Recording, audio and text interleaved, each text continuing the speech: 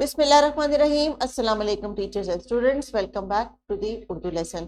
आज का प्यारे बच्चों हमारा जो सबक है वो किताब के सफ़े पे मौजूद है और QR कोड को स्कैन करने के बाद जब आप ये लेसन देखेंगे तो आपको पता चल जाएगा कि जो तस्वीर है उनके बारे में आपके पास क्या क्या इन्फॉर्मेशन ऑलरेडी है। और ये टीचर्स आज के इस लेसन के लिए आपने यकीनन कुछ फ्लैश कार्ड्स और कुछ मटेरियल क्लासरूम में अरेंज किया होगा, क्योंकि बच्चों की लर्निंग इस उम्र में चीज़ों को देख के और समझ के ही अच्छी डेवलप होती है। ये इमेजिनेशन में अंडरस्टैंड नहीं कर सकते कि ये क्या चीज़ है। तो आइए किताब के सफ़े पे कुछ तस्वीर है वो देखते हैं और मुझे ये बताइए कि किस किस को इनके नाम आते हैं। जी प्यारे बच्चों, तस्वीर किस किस चीज़ की है? ये तस्वीर है एक शख्स की जो कि कुछ पैसे किसी को दे रहा है, और ये है एक बोरी जिसके अंदर पड़े हैं गंदम के दाने, जिसको पीस के बनता है आटा और फिर पकाई जाती है रोटी। तो डियर टीचर्स, इन वोकैबुलरी वर्ड्स को आज बच्चों को आपने विद कॉन्सेप्ट समझाना है। उस तस्वीर में जहाँ पे एक शख्स किसी दूसरे शख्स को पैसे दे रहा है, इसका मतलब ये है कि वो गनी है, उसका दिल अल्लाह ताला ने बड़ा बनाया है और वो किसी की मदद कर रहा है।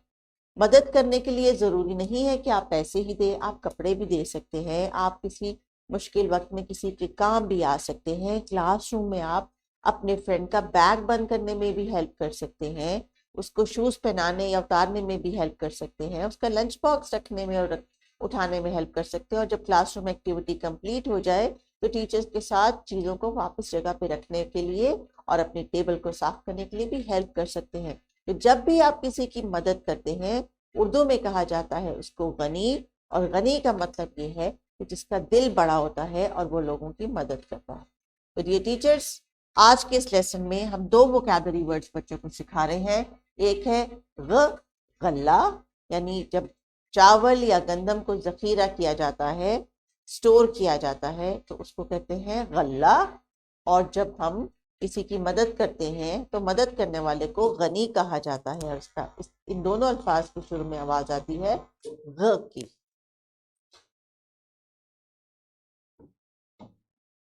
जी जनाब, तो टीचर्स, आपने जब ये वोकैबुलरी वर्ड्स बच्चों के साथ डिस्कस कर लिए तो एक्स्ट्रा इंफॉर्मेशन के तौर पे ये है जनाब हरूफ तहजी गैन, इसका नाम है गैन, आवाज है ग, मुकम्मल शक्ल, मुख्तसर शक्ल, और किसी लफ्ज में इस्तेमाल करने के लिए जो मिसाल के तौर पे दिया गया है वो है गल्ला।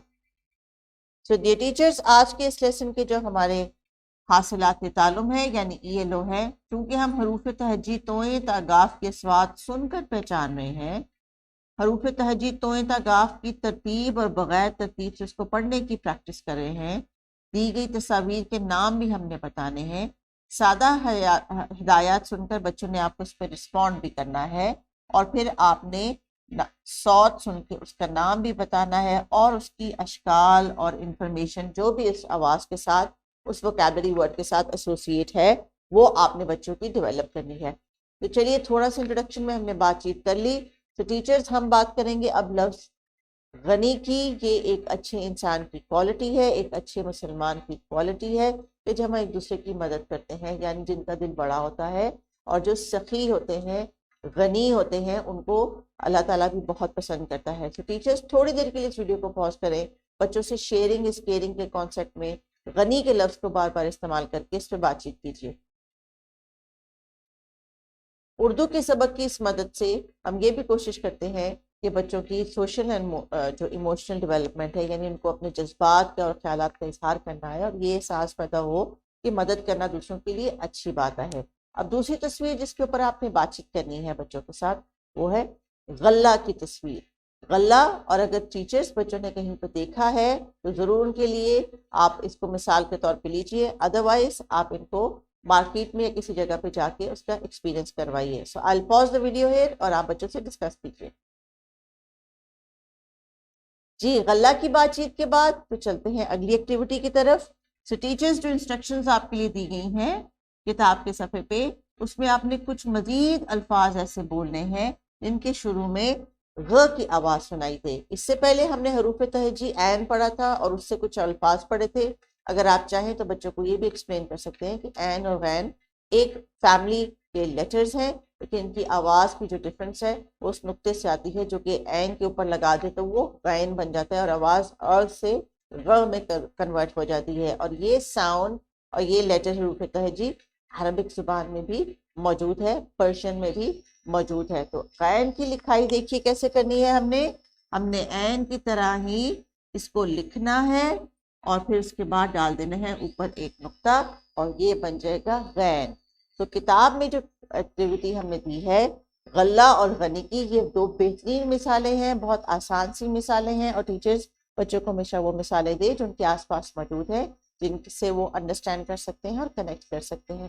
چلیے بچوں، اس کے بعد آپ نے کیا کرنا ہے، حروف تہجی غین کچھ آرٹ ایکٹیویٹی کرنی ہے. یہ میرے ایک اسٹوڈنٹ نے مجھے ایک آرٹ ایکٹیویٹی کر کے دی ہے. ٹیچرز یہ میں آپ کو ریکمینڈ کر رہی ہوں کہ بچوں سے اس ایکٹیویٹی کرائیں، اور آپ کے جو کلاس روم میں بورڈ ہے اردو کا اس پہ آپ نے اس کو پیسٹ کرنا ہے. ٹیچر نے ایک وائٹ سادہ کاغذ کے اوپر بڑا سا غین لکھ دیا ہے اور بچوں نے اس میں گلیٹر اور کلر کر دیا ہے. آپ چاہیں تو کوئی اور مٹیریل جو آپ کے لیے ایزیلی اویلیبل ہے آپ وہ ارینج کر سکتے ہیں. تو چلیے بچوں، یہ ایکٹیویٹی آپ نے کرنی ہے، اور یہ نہیں بھولا آپ نے کہ باہر جا کے کلاس روم کے بعد گھر جاتے ہوئے راستے میں آپ نے کہیں پہ اگر غلہ دیکھا اور اگر کسی کی مدد کی تو یہ دو الفاظ آپ نے آج غین غ کی آواز سے سیکھنے بھی ہے، ان کی پریکٹس بھی کرنی ہے. اور لکھائی کی مشق کے لیے ہمیشہ کی طرح ایک ورک شیٹ آپ کے ڈسکرپشن باکس میں نیچے اویلیبل ہے ٹیچرز، وہ آپ بچوں کو دیجیے کہ وہ گھر جا کے اس کو کمپلیٹ کر لیں. تو چلیے اپنی ایکٹیویٹی کریں اور انجوائے کریں. اور آج سیکھا ہے آپ نے حروف تہجی غین اور اس کی آواز غ. اپنا خیال رکھیے. اللہ حافظ.